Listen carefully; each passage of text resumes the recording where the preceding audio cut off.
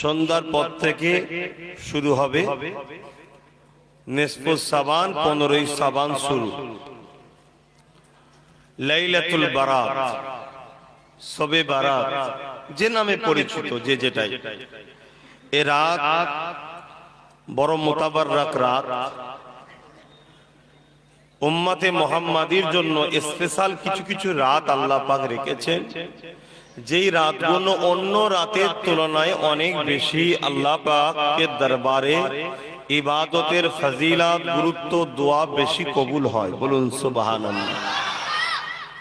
এবং 3টে রোজা অনেকে রাখে, অনেকে 2টো রাখে, অনেকে 1টাও রাখে। তো সেই হিসাবে এতটুকু আপনাদেরকে বলবো, সারা জীবন বা সারা মাস তো আমরা গাফিলি কাটিয়ে দিচ্ছি।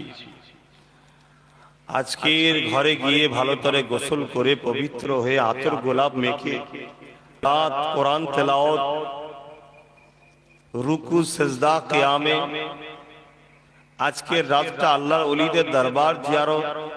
তবে বেশি দূরে হুড়োহুড়ি করা নাই।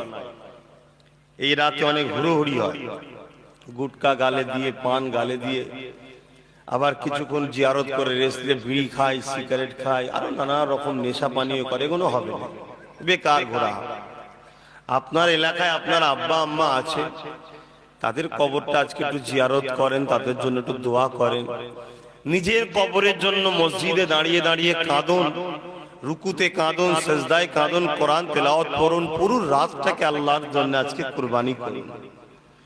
কেন এই রাত দোয়া কবুল হওয়ার রাত, অন্য রাত্রিরে হয় না আমি বলছি না, স্পেশাল।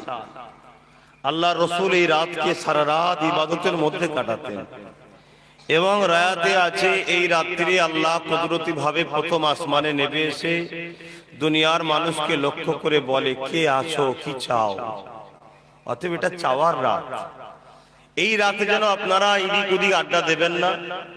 কোনদিনই তো দেওয়া উচিত নয়, তারপরও হালকা বয়সে তো করে ফেলছে। কমসে কম এই দিনগুলো তো ছাড়েন না।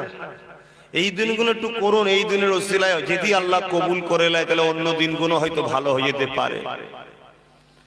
তাই আমি আশা রাখবো, আমি সোশ্যাল মিডিয়া তো জানিয়েছি, আপনাদের এখানেও জানাচ্ছি, যারা শুনছেন আমার আম্মা গুলো, বাপ গুলো তো করেন, আশা রাখছি।